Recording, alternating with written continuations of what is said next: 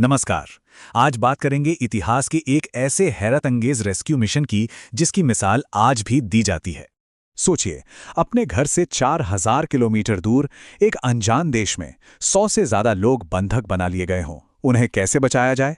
1976 में इजराइल के सामने यही मुश्किल सवाल था और इसका जवाब वो किसी नामुमकिन काम को मुमकिन बनाने जैसा था।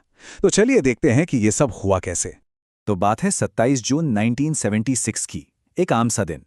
एयर फ्रांस की फ्लाइट 139 तेल अवीव से पेरिस के लिए उड़ान भरती है।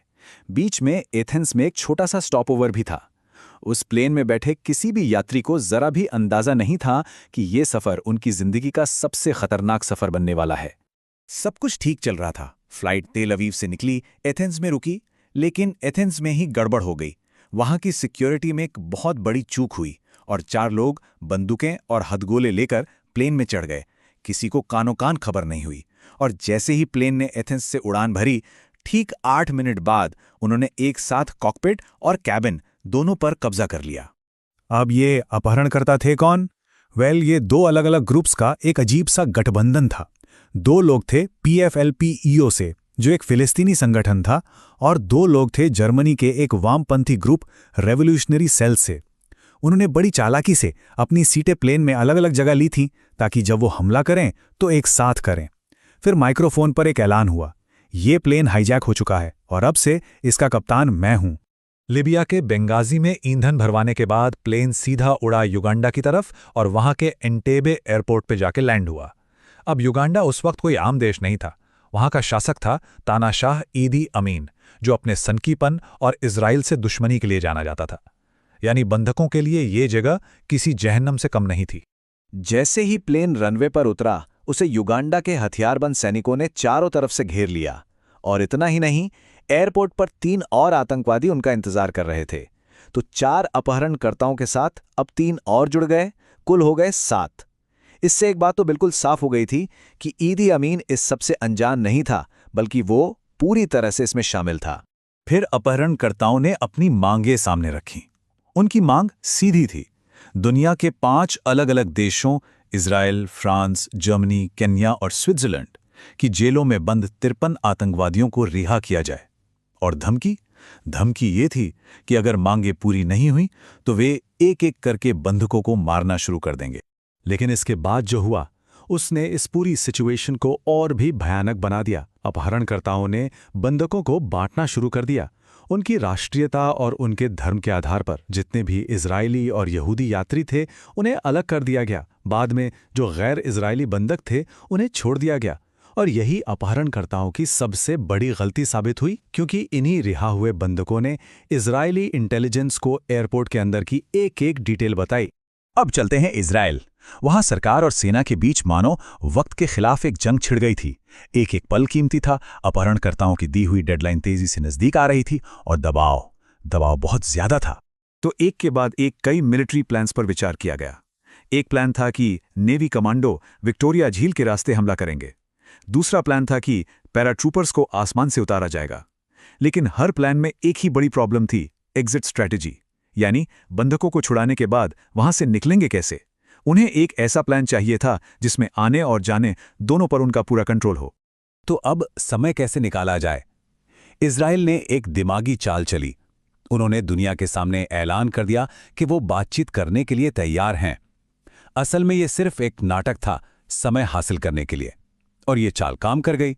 अपहरणकर्ताओं ने डेडलाइन को बढ़ाकर 4 जुलाई कर दिया। इससे प्लानर्स को तैयारी के लिए कुछ और कीमती दिन मिल गए। और फिर हाथ लगी वो एक जानकारी जिसने पूरा खेल ही पलट दिया। इजरायली इंटेलिजेंस को पता चला कि एंटेबे एयरपोर्ट का जो पुराना टर्मिनल था, जहां बंधकों को रखा गया था, उसे सालों पहले एक इजरायली कंस्ट्रक्शन कंपनी ने ही बनाया था।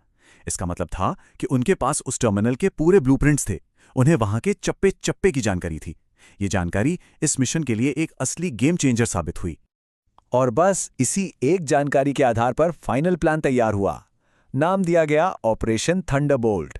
ये नाम बिल्कुल सही था, क्योंकि इस ऑपरेशन को बिजली की तेजी और शॉक के साथ ही अंजाम देना था। ये एक ऐसा दुस्साहसी प्लान था जैसा पहले कभी नहीं किया गया था। तारीख थी 3 जुलाई 1976, रात का समय। अपहरणकर्ताओं को लग रहा था कि वो जीत के बहुत करीब हैं।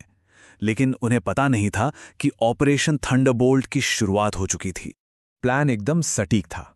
4 हरक्यूलिस प्लेन रात के अंधेरे में रडार से बचते हुए चुपचाप युगांडा में दाखिल हुए। जैसे ही पहला प्लेन लैंड हुआ, उसके अंदर से एक काली मर्सिडीज और कुछ लैंड रोवर्स निकली। ये बिल्कुल वैसी ही गाड़ियां थीं जैसी तानाशाह ईदी अमीन अपने काफले में इस्तेमाल करता था। आइडिया ये था कि टर्मिनल पर तैनात गार्ड्स को धोखा दिया जाए। लेकिन यहां एक छोटी सी पर बहुत खतरनाक चूक हो गई। इजरायली इंटेलिजेंस को ये नहीं पता था कि ईदी अमीन ने कुछ ही दिन पहले अपनी काली मर्सिडीज को बदलकर सफेद रंग की मर्सिडीज ले ली थी। तो जब युगांडा के सैनिकों ने काली मर्सिडीज देखी, उन्हें शक हो गया। उन्होंने काफले को रोक दिया। बस अब कमांडो के पास कोई चारा नहीं था। उन्हें प्लान से पहले ही फायरिंग शुरू करनी पड़ी। सरप्राइज का जो एलिमेंट था वो थोड़ा कम हो गया। गोलियों की आवाज के बीच कमांडो तेजी से टर्मिनल के अंदर घुसे। वो हिब्रू और अंग्रेजी दोनों भाषाओं में चिल्ला रहे थे, नीचे हो जाओ, नीचे हो जाओ, ताकि बंधक फौरन जमीन पर लेट जाएं और गोलियों की चपेट में ना आएं। इसके बाद एक छोटी लेकिन बहुत तेज लड़ाई हुई और उसमें सभी 7 अपहरणकर्ताओं को मार गिराया गया। ये पूरा ऑपरेशन इतनी तेजी से हुआ कि यकीन करना मुश्किल है। प्लेन के जमीन पर उतरने से लेकर बंधकों को छुड़ाकर वापस उड़ान भरने तक सब कुछ 1 घंटे से भी कम समय में हो गया। कुल मिलाकर इजरायली फोर्स एंटेबे की जमीन पर सिर्फ 53 मिनट के लिए थी। सिर्फ 53 मिनट, और इतने से वक्त में उन्होंने अपहरणकर्ताओं को खत्म किया, 100 से ज्यादा बंधकों को बचाया और इतना ही नहीं, युगांडा के कई फाइटर जेट्स को भी तबाह कर दिया ताकि कोई उनका पीछा ना कर सके। मिशन बहुत कामयाब रहा, लेकिन इसकी एक कीमत भी चुकानी पड़ी। गोलीबारी में 3 बंधकों की जान चली गई। एक और बंधक, जिन्हें रेड से पहले ही अस्पताल ले जाया गया था, उन्हें बाद में ईदी अमीन के हुक्म पर मार दिया गया। सभी 7 आतंकवादी मारे गए और साथ में युगांडा के करीब 45 सैनिक भी। और इजरायल ने भी अपना एक कमांडो खो दिया, जो कोई और नहीं बल्कि उस यूनिट के कमांडर योनाथन नेतन्याहू थे। इस मिशन का असर बहुत दूर तक गया। योनाथन नेतन्याहू के सम्मान में मिशन का नाम बदलकर ऑपरेशन योनाथन रख दिया गया। वो एक नेशनल हीरो बन गए और उनकी इस बहादुरी की विरासत ने उनके भाई बेंजामिन नेतन्याहू के पॉलिटिकल करियर को भी एक नई दिशा दी। और मिलिट्री की दुनिया में तो एंटेबे रेड ने एक नया स्टैंडर्ड ही सेट कर दिया। और ये सब हमें एक आखिरी सवाल पर लाकर छोड़ देता है। आज की दुनिया में जहां हर जगह सैटेलाइट्स हैं, एडवांस सर्वेलेंस टेक्नोलॉजी है और पल भर में जानकारी कहीं भी पहुंच जाती है, क्या आज के जमाने में ऑपरेशन थंडरबोल्ट जैसा कोई मिशन दोहराया जा सकता है? ये एक ऐसा सवाल है जो हमें इस मिशन की बहादुरी और इसकी कामयाबी का एहसास कराता है।